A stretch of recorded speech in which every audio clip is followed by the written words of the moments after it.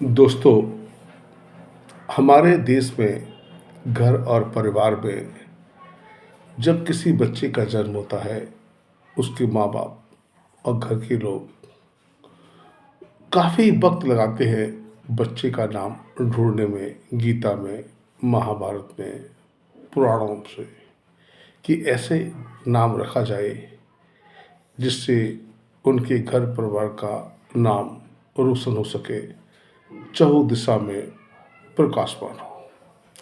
इसी श्रृंखला में एक ऐसे अभागे अभागे माँ बाप थे जिन्होंने अपने बेटे का नाम रखा कुलदीप।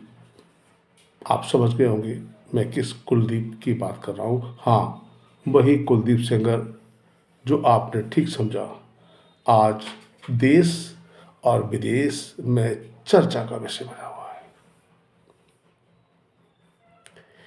यूं तो देश में और गली गलियारों में, शहरों में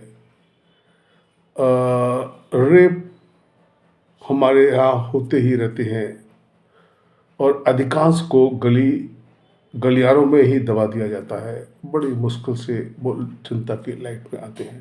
उनमें ये एक ऐसा केस था जो जनता की लाइमलाइट में आया, क्योंकि बात ही कुछ ऐसी थी।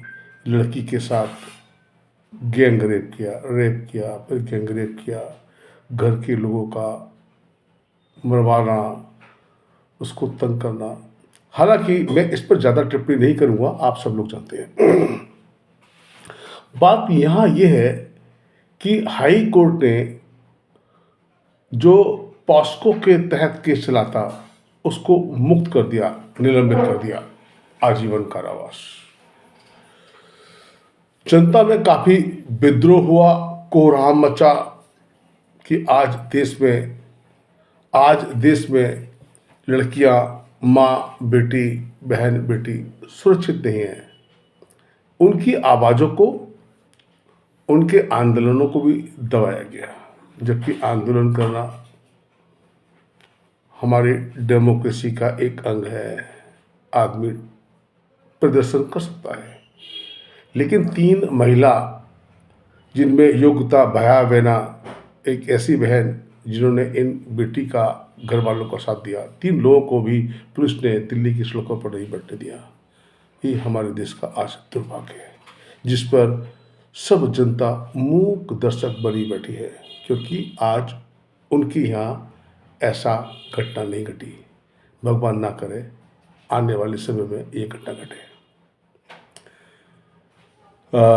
हाई कोर्ट ने जब उसको आदेश को आजीवन कारावास को निलंबित किया तो चारों तरफ देश में हाहाकार मचा। बात आज ये है, हमारी न्याय प्रणाली देश की इतनी कमजोर कैसे होती जा रही है।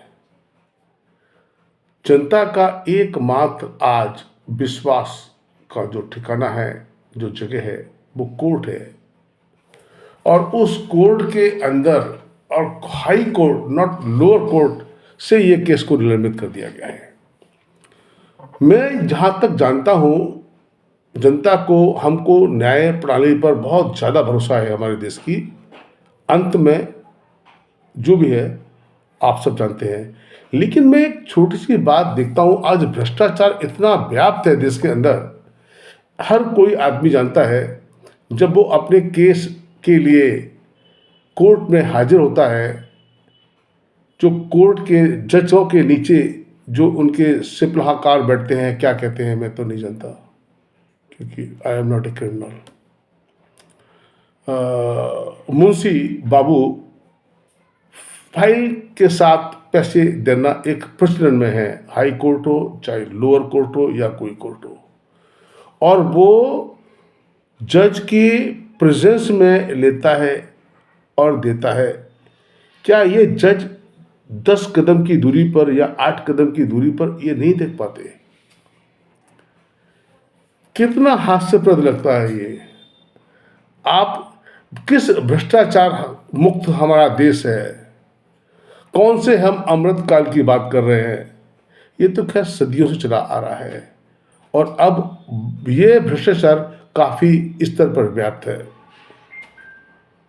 तो हो सकता है जज ने, ये दो जज जिन्होंने इस कुलदीप, जो विनाश अपने परिवार का क्या देश का विनाशकारक था, उसकी सजा को निलंबित किया, तो उसके ऊपर हम कुछ टिप्पणी नहीं कर सकते। जैसा लोग अखबार में हम पढ़ते हैं कि उसने 50 करोड़ लिए या कितने करोड़ लिए, कुछ भी हो सकता है, वरना पॉस्को का आरोपी को कैसे दोषमुक्त किया और वो भी इतनी जल्दी। हाँ, ऑफ कोर्स आगे दबाव हो सकता है, लेकिन अब क्या उन जजों का हाथ है कि सुप्रीम कोर्ट ने इसको, केस को ठुकरा दिया और उसको सजा को बहाल नहीं किया। तो हाई कोर्ट का डिसीजन जो था जज का, वो सुप्रीम कोर्ट ने नकार दिया। जनता के आंदोलन के कारण बोले या वास्तविकता के आधार पर बोले या जो भी बोले, हम आज इतने अव्यवस्थित हो गए हैं, जब तक हमारे घर में हमारे ऊपर कोई घटना नहीं घटती हम बोलते नहीं हैं। और आज उसी का फायदा ये समाज, शासन और प्रशासन उठा रहा है।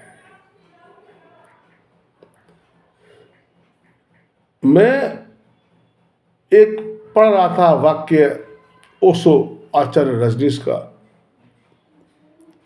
कि यदि आप गलत हैं, सही हैं, और आप गलत का साथ देते हैं या नहीं भी बोलते सत्य को, तो आप एक मुर्दे के समान हैं। ये जीवन जो आपका और हमारा है ना, वो निरर्थक है। बस मैं ज़्यादा ना बोलकर यहीं अपनी वीडियो को विराम दूंगा कि सत्य के साथ तो बाबू आप खड़े हो जाइए कम से कम। सत्य के साथ खड़ा होने का मतलब ये नहीं होता है कि आप तलवार डंडा लेकर आए। किसी भी तरीके से प्रत्यक्ष और अप्रत्यक्ष रूप से सत्य का साथ दीजिए, तभी इस देश की जीत होगी, वरना हम सब हार रहे हैं और आने वाले समय में हारते ही रह जाएंगे। जय हिंद, जय भारत। मैं GK श्रीवास्तव, मेरा चैनल YouTube। धन्यवाद।